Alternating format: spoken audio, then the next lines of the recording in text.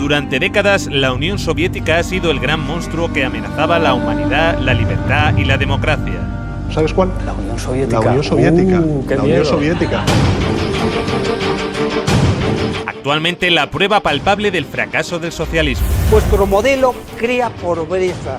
Te lo dije en su... Sí, crea pobreza. El único intento que había en la historia humana, desgraciadamente, de igualdad, lo hicieron los comunistas, ¿no? En los países del este. Y fue un desastre. Pobreza y pobreza. Lo creasteis en la Unión Soviética. Pero si tan mal fue con el socialismo, ¿por qué la mayoría de los que lo vivieron quieren que vuelva? Y es verdad que se fueron, pero no se cuenta la segunda parte. La segunda parte, que en la Alemania del Este, en el Berlín actual, siguen votando a los antiguos comunistas.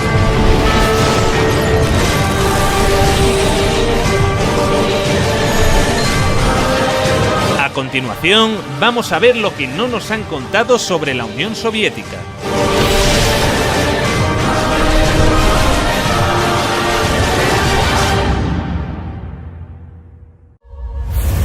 Esta es la evolución del PIB ruso en los últimos años del régimen zarista, prácticamente estancado hasta que se produce el origen de la Unión Soviética. Lo primero que harán será una reforma agraria que otorga a los campesinos propiedad sobre la tierra. Luego, los primeros años de socialismo, como consecuencia de la Primera Guerra Mundial y la Guerra Civil, fueron complicados. En 1921 se creará el Gosplan, el Centro de Planificación. Será un primer plan basado en la electrificación del país, necesario para desarrollar toda una serie de infraestructuras en un país en el que casi no había nada. Esto es lo que sucede con el PIB soviético cuando se inicia el Gosplan. Lo que muestra que la manera en la que los soviéticos habían organizado la economía no era un fracaso para nada. Hasta 1970, el crecimiento era alto. A partir de entonces, entre 1970 y 1980, el crecimiento era menor. Y el crecimiento del bloque blanco algo mayor. Los mecanismos de bloqueo aparecen en esa época. La única caída significativa fue durante la Segunda Guerra Mundial. Una guerra que, a diferencia de lo que nos vende Hollywood, fue ganada a los nazis gracias a la Unión Soviética.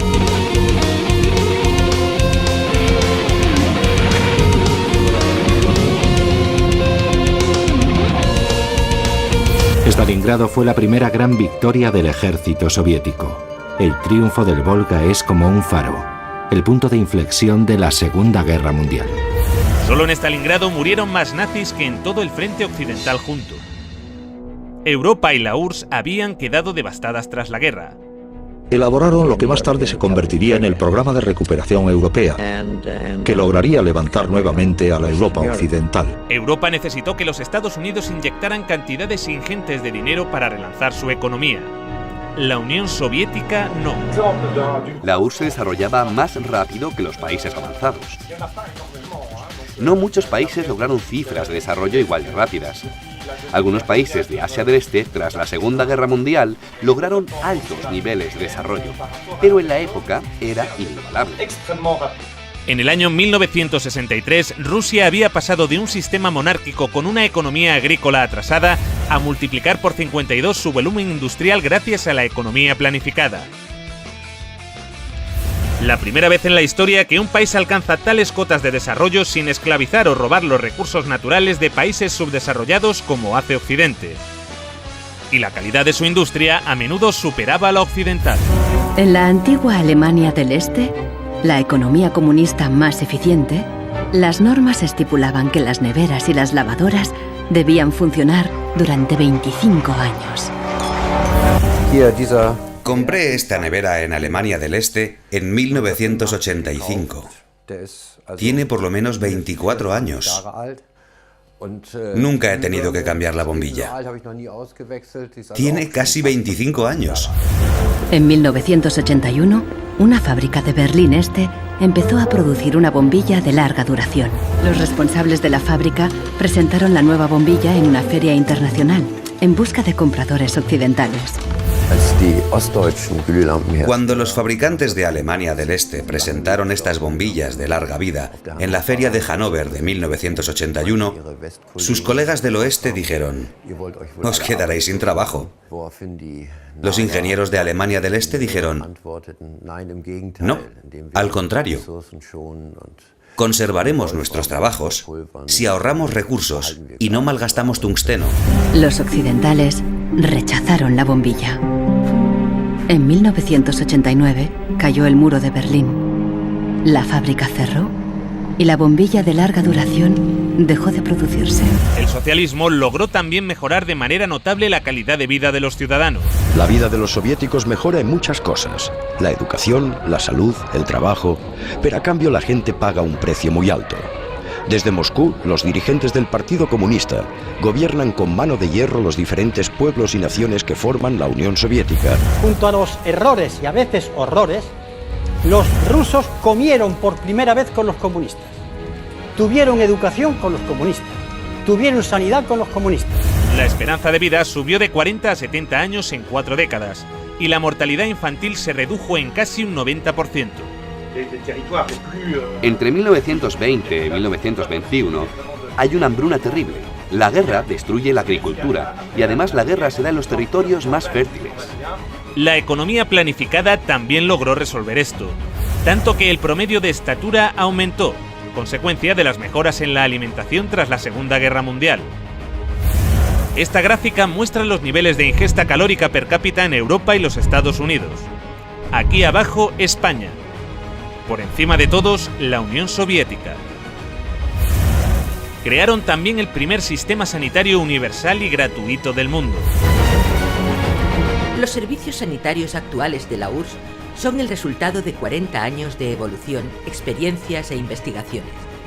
Forman un sistema unificado que se extiende a todas las disciplinas sanitarias y cuyas ramificaciones alcanzan a todos los centros de población que constituyen las 15 repúblicas de la Unión, llegando hasta las más pequeñas y remotas aldeas y zonas agrícolas. En el año 1980, la URSS tenía más médicos y camas de hospital que los Estados Unidos de América.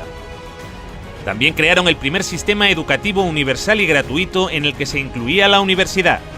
Todo el material escolar lo proporcionaba el Estado. En los años 70, la URSS tenía 5 veces más ingenieros titulados que los Estados Unidos. Y mientras los Estados Unidos pasaban la Gran Depresión con un 23% de paro, la Unión Soviética alcanzaba la plena ocupación. Sus oficinas de desempleo permanecieron cerradas hasta el año 88. Y las condiciones laborales no estaban nada mal. Con la Constitución Soviética de 1936 se estableció la jornada laboral de 7 horas, pudiendo verse reducida a 6 o incluso a 4 para las profesiones más duras. La jubilación era a los 60. Para los trabajos más duros podía llegar a adelantarse a los 50. Solo hacían falta 20 años cotizados para cobrar la pensión completa. Los sueldos se cobraban al 100% durante las bajas por enfermedad, y también tenías derecho a bajas si tus hijos se ponían enfermos. La baja por maternidad duraba 1 año. De hecho, fue el país que consiguió las mayores cotas de igualdad entre hombres y mujeres. Antes, en la RDA de su juventud, la mujer era igual que el hombre, y a veces incluso superior. 9 de 10 trabajaban, había guarderías para sus hijos y tenían tiempo de ocio. Este sistema de seguridad social serviría de inspiración a la socialdemocracia occidental, que llevaría a los Estados Unidos y a Europa a su mejor época de la historia en bienestar y derechos. Entre esos derechos están el acceso a un trabajo útil y remunerado, el derecho a unos ingresos suficientes para proveer de una adecuada alimentación, vestuario y esparcimiento, el derecho de cada familia a un hogar decente, el derecho a una cobertura médica adecuada y la posibilidad de tener buena salud y gozar de ella, el derecho a una adecuada protección ante los temores económicos vinculados con la vejez, la enfermedad, los accidentes o el desempleo. El derecho a una buena educación. Luego llegaron los liberales y empezaron a joderlo todo, pero esto es otra historia. Para el resto del mundo, el aporte científico de la Unión Soviética, incluso en economía, aunque no sea totalmente científica, es notable incluso para Europa. El virólogo soviético Viktor Sanov presentó su plan para erradicar la viruela ante la Organización Mundial de la Salud. Por primera vez en la historia, la humanidad lograba eliminar una enfermedad gracias a una campaña de vacunación en la que la Unión Soviética tuvo un papel fundamental. Fueron los primeros que lograron poner un satélite en órbita, el Sputnik. Los medios de comunicación de todo el mundo estaban embargados de emoción porque el hombre había podido llegar al espacio. El cosmonauta soviético Yuri Gagarin fue el primer hombre en viajar al espacio. Valentina Tereskova, la primera mujer. La Mir, la primera estación espacial. Incluso el primer teléfono móvil.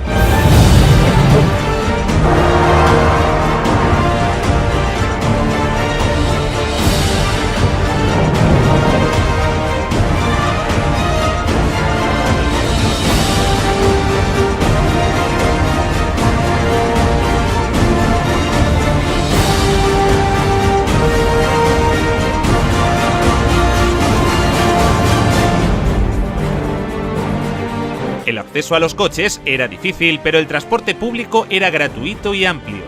La red ferroviaria llegó a ser de las más grandes y desarrolladas del mundo. Nos enfrentamos al recorrido ferroviario más largo del mundo, el Transiberiano. Una sociedad que había logrado garantizar a todos los ciudadanos los bienes de primera necesidad. La vivienda, el agua, la luz o la calefacción no suponían más de un 30% del salario de un trabajador. Y si no podías permitirte una vivienda, el Estado te la regalaba. En la década de los 60 surgieron bloques de apartamentos en todas las ciudades soviéticas.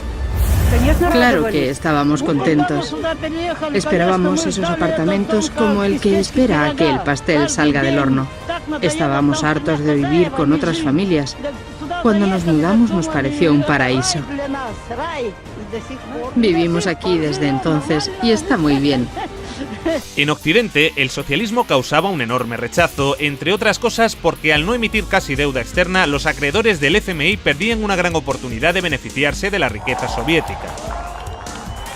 Sin embargo, mientras Reagan intentaba vender que el socialismo era un desastre, sus propios servicios de inteligencia le llevaban la contraria. En diciembre, un estudio de la CIA indicó que la URSS experimentó un crecimiento económico continuo y una mejoría en el nivel de vida de su población durante los últimos 30 años. Estos son 3 perros, uno americano, uno polaco y uno ruso. Están de visita, ahí el perro americano les explica cómo funcionan las cosas en este país. Y les dice, si ladráis lo suficiente, alguien vendrá y os dará algo de carne. Y el perro polaco pregunta, ¿qué es la carne? El perro ruso pregunta, ¿qué es ladrar?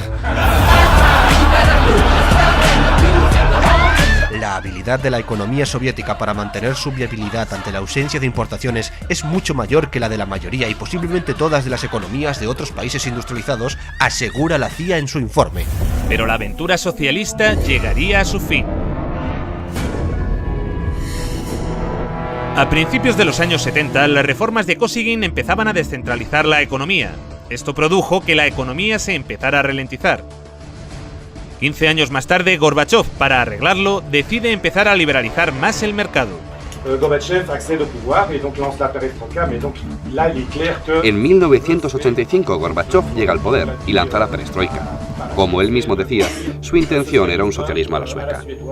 Pero en lugar de relanzar la economía, lo empeoró más. En el año 89, el PIB de la URSS caía por primera vez en décadas. En marzo de 1991 se hizo un referéndum preguntando por la continuidad de la Unión Soviética. Los ciudadanos votaron a favor de mantener la Unión con casi el 80% de los votos. Pero Boris Yeltsin y los Chicago Boys tenían otros planes. Esto sucedió a pesar de un referéndum en el que la mayoría de la población votó por la conservación de la Unión Soviética. En agosto de ese mismo año, una facción del Partido Comunista dio un golpe de Estado. Según la agencia de prensa soviética TASS, el presidente soviético Mikhail Gorbachev ha renunciado a su cargo y ha sido sustituido por Gennady Yanev. Lo que están haciendo es engañar vilmente al pueblo. Esto es un golpe anticonstitucional. El golpe fracasó, pero debilitó lo suficiente al gobierno para iniciar el desmantelamiento de la Unión Soviética encabezado por Boris Yeltsin.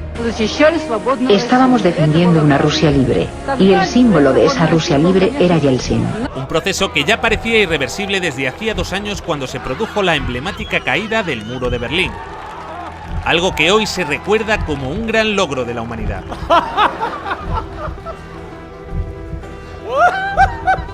aunque poco se habló de lo que sucedió después. El libre mercado llegó a Rusia y con él el caos. Se vendieron empresas estatales a precio de saldo. Gracias a la terapia de shock de Yeltsin, en 1992 los rusos consumían un 40% menos que en 1991.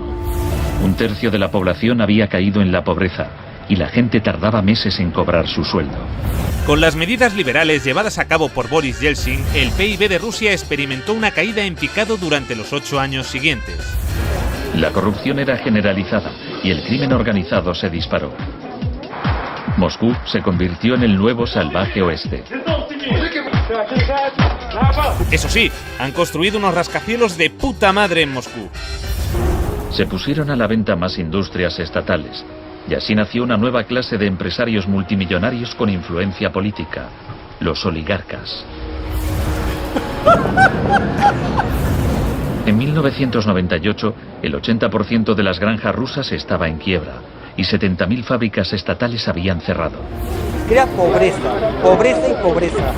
En 8 años, el número de pobres había aumentado en 72 millones, mientras Moscú pasaba a ser la ciudad del mundo con más multimillonarios.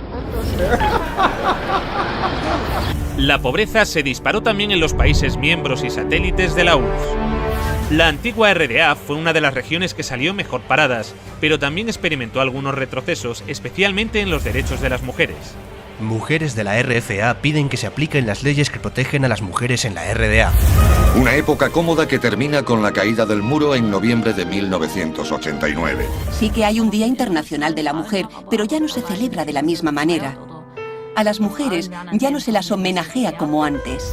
Un retroceso que en ocasiones llegó a tener consecuencias trágicas. Miles de mujeres de la ex RDA se hacen esterilizar por temor a perder el empleo. Las regiones que están más al sureste de Europa o las próximas al Cáucaso pasaron a convertirse en países cuasi tercermundistas. La desintegración de la Unión Soviética ocasionó el colapso de la seguridad social de la que gozaban antes las personas mayores. Numerosos ancianos viven hoy en la pobreza. La venta de riñones por dinero fue la única opción que la mayoría de ellos tenía para poder mantener a sus familias. Es difícil conseguir un empleo en las regiones de Moldavia. He escuchado que un riñón vale $95.000, o cerca de 100.000. Nos engañaron.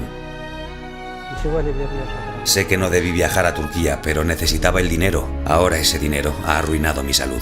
Desde entonces, los latentes conflictos interétnicos que persistían en varias repúblicas de la URSS se intensificaron y desataron choques armados. Según diferentes datos, estos enfrentamientos se cobraron las vidas de decenas de miles de personas. Millones tuvieron que refugiarse. En Rumanía, ahora es habitual ver a niños viviendo en la indigencia en las calles de Bucarest. Y aunque los acreedores occidentales del FMI se beneficiaron enormemente de que en países como este se disparase la deuda externa, el grueso de la ciudadanía en Europa tampoco fue a mejor. En Europa hay 123 millones de pobres, pero los milmillonarios han continuado creciendo. Por alguna razón, desde la caída del muro de Berlín, en Europa no hemos parado de perder derechos y calidad de vida. Esa gran amenaza que se llamaba el comunismo y que estaba allí, obligó a los conservadores de aquí a tomar una serie de medidas. Dijeron, o les damos escuela y les damos sanidad y algo más, o aquellos del otro lado nos van a comer el turrón. Cuando cayó el telón de acero, esta amenaza desapareció. Y dijeron, bueno, ya no tenemos por qué darles nada, porque no existe la amenaza. Pero como la URSS y Yugoslavia no existen ya... Mientras, los que vivieron el socialismo en primera persona a menudo lo añoran. Cuando se cambió aquello y se encontraron que tenía que pagar la calefacción, la electricidad, etcétera, etcétera. Una encuesta publicada en 2014 revela que el 60% de los rusos quieren que vuelva la Unión Soviética. Y es verdad que se fueron, porque tenían enfrente un escaparate, pero no se cuenta la segunda parte. La segunda parte que en la Alemania del Este, en el Berlín actual, siguen votando a los antiguos comunistas. En las elecciones federales de Alemania, el nuevo Partido Socialista Unificado de la antigua RDA gana en los distritos de Berlín que pertenecían a la zona soviética. De hecho, se habla sobre todo con nuestros abuelos. Ellos nos cuentan lo que vivieron. Y en general lo hacen de forma positiva. En esa época había menos gente muy rica y todos los demás eran iguales. La riqueza se distribuía de manera equitativa. Había una justicia social. No es como hoy en día, que hay familias con menos recursos cuyos hijos no tienen grandes oportunidades. En Asia Central, esta añoranza es aún mayor. ¿Qué opinas de tu actual generación? Nos hemos quedado huérfanos. Los países se separaron y nos perdimos. Quizá en 20 años hayan desaparecido. Creo que las cosas iban mejor antes, en la Unión Soviética. En el mejor de los casos, solo unos 600 aldeanos aún viven aquí. Pero cuando Kirguistán formaba parte de la Unión Soviética, la gente de todas partes de la República deseaba venir a este lugar. Todo funcionaba. Las fábricas, las plantas. Las personas vivían de manera igualitaria. Al comparar, yo elegiría el estado en el que vivía cuando tenía 7 años. Con la llegada de Putin al poder, la economía empezó a recuperarse. Se redujo la pobreza y la criminalidad. Pero los niveles de bienestar jamás regresaron. La desigualdad sigue en los niveles de la época de Yeltsin. La tasa de mortalidad en Rusia aún está muy por encima de los niveles de la era soviética. Y esto es en parte debido al deterioro del sistema sanitario, que ahora es de pago. No tuve que pagar por la escuela y la universidad, pero recibíamos una buena educación. Nos curaban de forma gratuita. En julio de 2010 murió de cáncer, mi prima. No pudo encontrar 30.000 rublos para una operación. Estuvo acostada varios meses. Las dolorosas inyecciones también las tuvo que pagar. De manera que sí, todo un logro la caída del comunismo. Un logro de la hostia.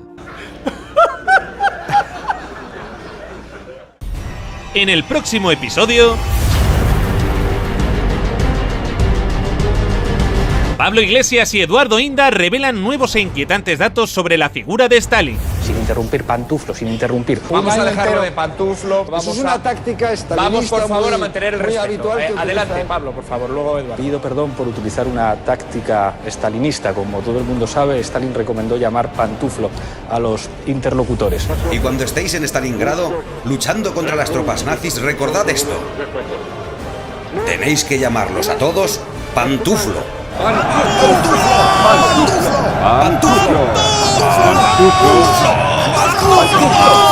¿Cambiará esto la opinión que tienen los ciudadanos de Stalin?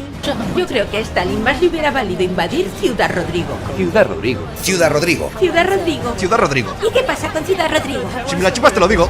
Era pobreza, pobreza y pobreza. No hay que olvidar que según el país que promueve golpes de Estado en América Latina y que financia y arma a yihadistas en Oriente Próximo, la URSS no era una democracia. Así que suscríbete.